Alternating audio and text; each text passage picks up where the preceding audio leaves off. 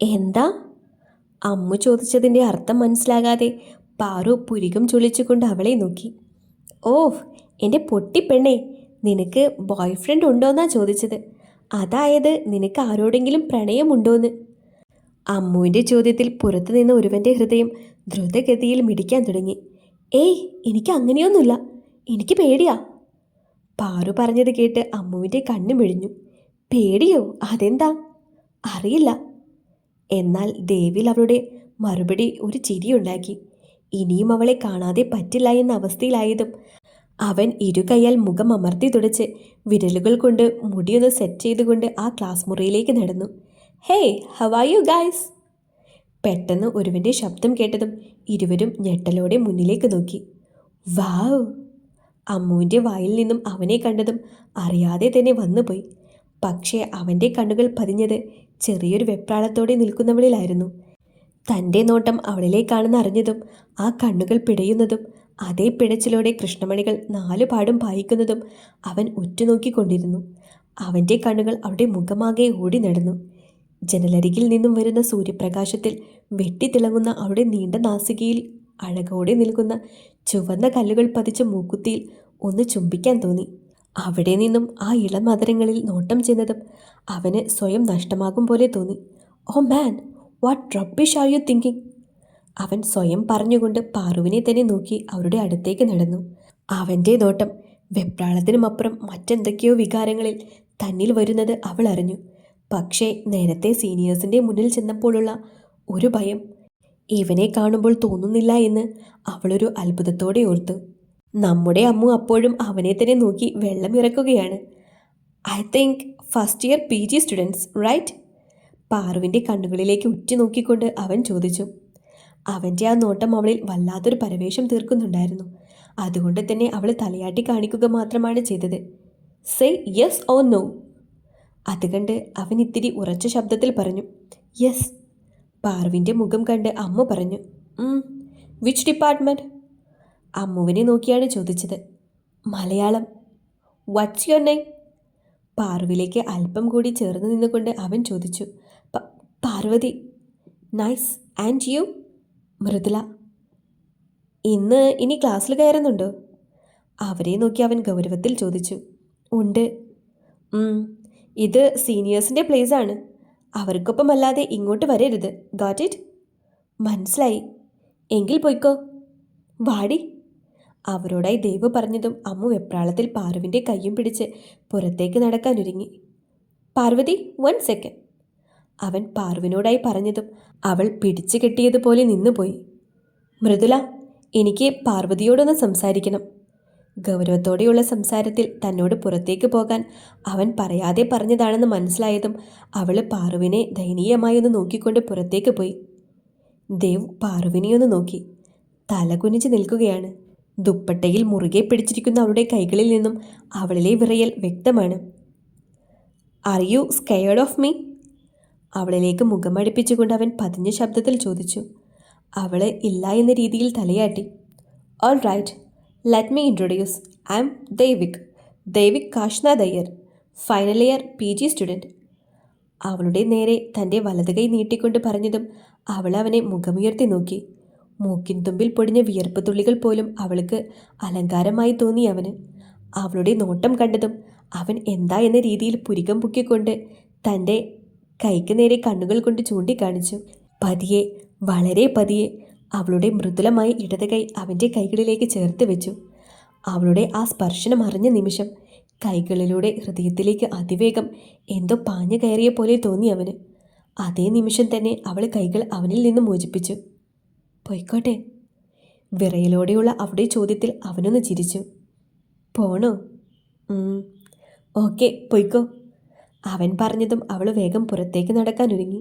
Hey, I like it. 2-3 അടികൾ മുന്നോട്ട് വെച്ചതും അവൻ പറഞ്ഞത് കേട്ട് അവൾ തറഞ്ഞു നിന്നു. Your song. അവൾ തിരിഞ്ഞ് പിടച്ചിലോടെ നോക്കി നോട്ടം കണ്ട് അവൻ പറഞ്ഞു. അവൾ അതിന് വരുത്തി തീർത്ത ഒരു ചിരി സമ്മാനിച്ചു. പക്ഷേ അതുപോലും മായ്ച്ചു കളയുന്നതായിരുന്നു അവൻ്റെ അടുത്ത വാക്കുകൾ. And you also. അത് പറയുമ്പോൾ അവൻ്റെ അധരങ്ങളിൽ പ്രതിഫലിച്ച ചിരിയിലേക്ക് അവൾ ഒരു നിമിഷം കണ്ണുകളെടുക്കാതെ നോക്കി നിന്നു. പിന്നെ ഒരു ഞെട്ടലോടെ അവനെ നോക്കിക്കൊണ്ട് പുറത്തേക്കോടി. തങ്ങളുടെ അടുത്തേക്ക് നടന്നു വരുന്നവനെ എല്ലാവരും ഒരു നിമിഷം നോക്കിപ്പോയി. ദേവ് ഉൾപ്പെടെ മൊത്തം 5 പേരടങ്ങുന്നതാണ് അവരുടെ ഗ്യാങ്. ക്രിസ്റ്റഫർ വർഗീസ്, ക്രിസ്റ്റി എന്ന് വിളിക്കും. Alvin Andrews, Vinu. 3 സൂര്യ തേജസ് അയ്യർ, സൂര്യ. ഇവൻ ദേവിൻ്റെ ഫാമിലിയിലുള്ളതാണ്, പക്ഷേ ദേവിനേക്കാൾ പ്രായം കുറവാണ്. 4 അദ്വിക് വേണുഗോപാൽ, ആദി. പിന്നെ ദേവും. ഇതാണ് അവരുടെ ഗ്യാങ്. ഇതിൽ സൂര്യയും വിനുവും അത്യാവശ്യം ഫ്രണ്ട്ലി ടൈപ്പാണ്.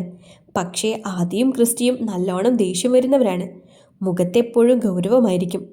പിന്നെ സൂര്യയും വിനുവും കമ്മിറ്റഡ് ആണ്. കോളേജിൽ തന്നെയുള്ള ഡിഗ്രി ബാച്ചിലെ കുട്ടികളാണ്.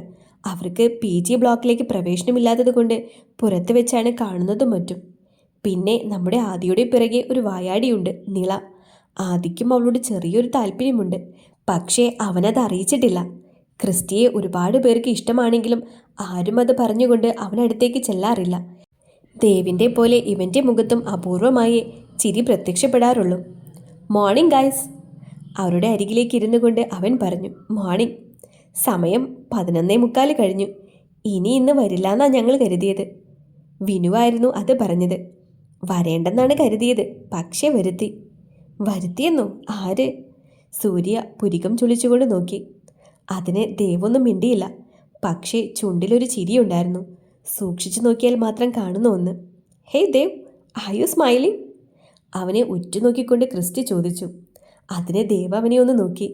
Guys, I have something to tell you. Dev എല്ലാവരെയും നോക്കിക്കൊണ്ട് ഗൗരവത്തോടെ പറഞ്ഞു.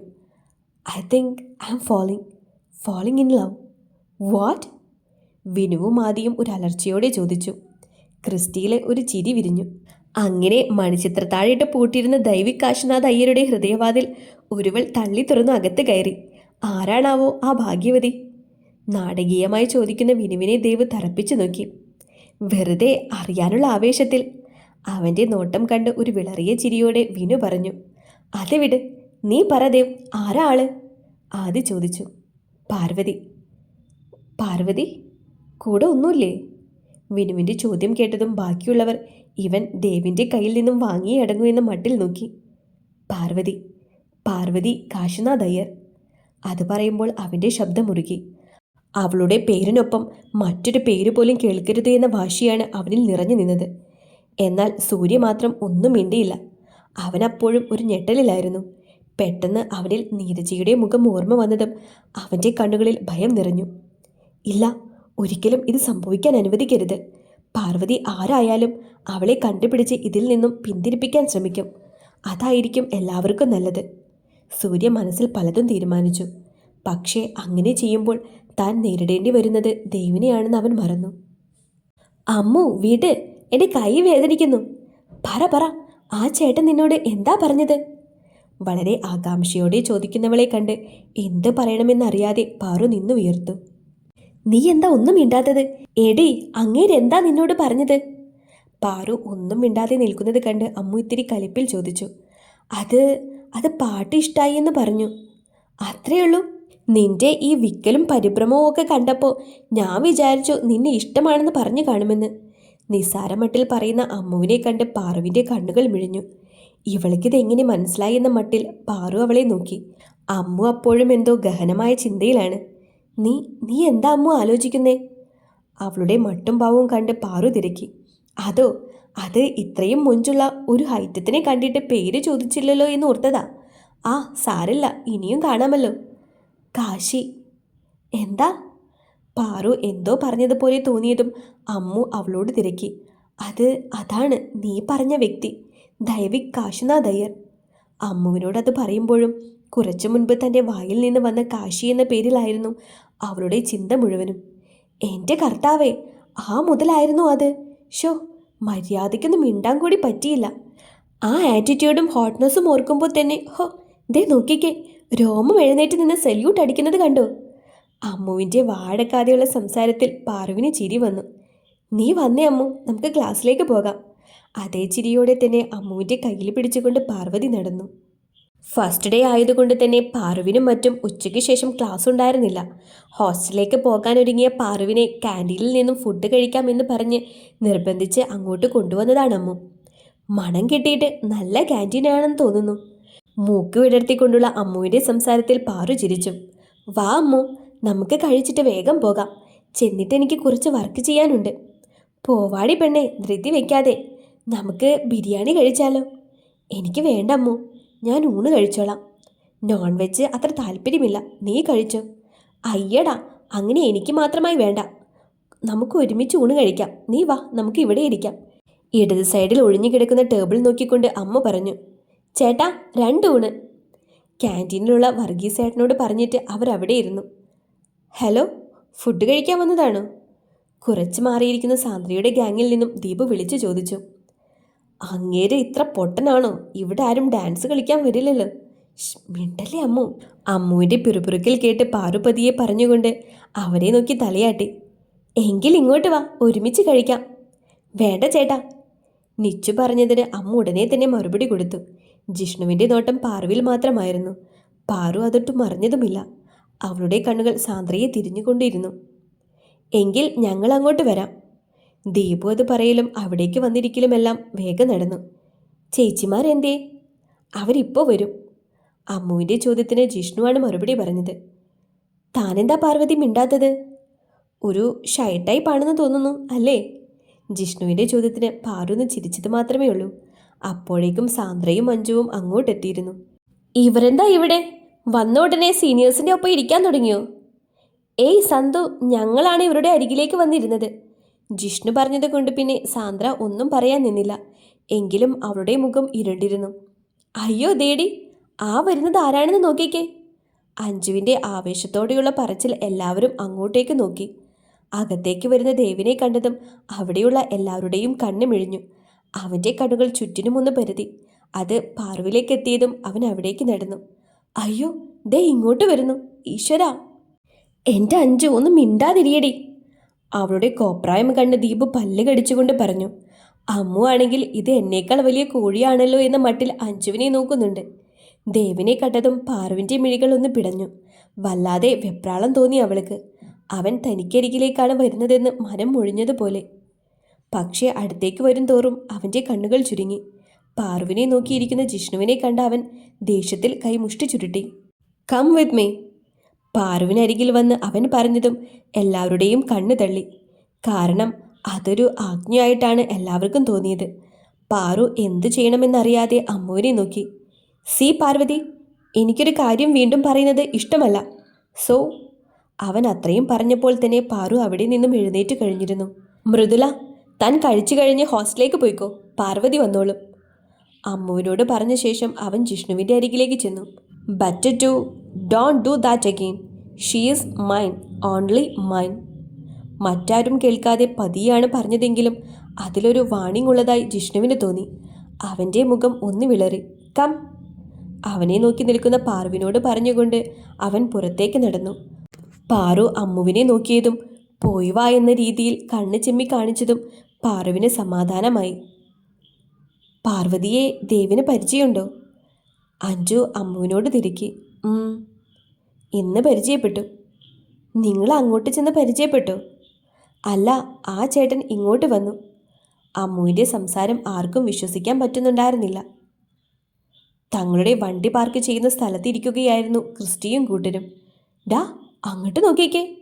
വിനു പറഞ്ഞത് കേട്ട് നോക്കിയവർ കാണുന്നത് ദേവിനൊപ്പം നടന്നു വരുന്ന ഒരു പെൺകുട്ടിയാണ്. വാവ്.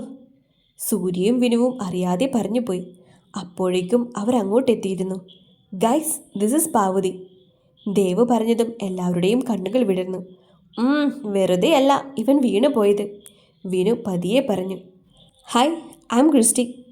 This is Aadi, Alvin, Surya. അവളെ നോക്കി 4 പേര് പറഞ്ഞതും അവളൊന്ന് പതിയെ ചിരിച്ചു. നീ ഇറങ്ങുവാണോ? യാ. ക്രിസ്റ്റി ചോദിച്ചതിന് അവൻ പറഞ്ഞതും എല്ലാവരും ബായ് പറഞ്ഞുകൊണ്ട് അവിടെ നിന്നും പോയി. കം. അവളോട് പറഞ്ഞുകൊണ്ട് അവൻ തൻ്റെ ബൈക്ക് സ്റ്റാർട്ട് ചെയ്തതും അവളെ എന്ത് ചെയ്യണമെന്നറിയാതെ നിന്നു. Hey, what are you doing? അനങ്ങാതെ നിൽക്കുന്നവളെ നോക്കി കാശി ചോദിച്ചു. അത് വാട്ട്? എനിക്ക് ഇതിൽ കയറാൻ അറിയില്ല കാശിയേട്ടാ. പക്ഷേ അവൻ്റെ കാതുകളിൽ അവളുടെ കാശിയേട്ട എന്ന വിളി മാത്രമായിരുന്നു പതിഞ്ഞത്.